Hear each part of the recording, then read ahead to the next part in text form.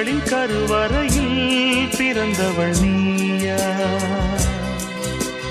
பூவுக்கொரு பூஜை செய்ய பிறந்தவன் நான் இல்லையா?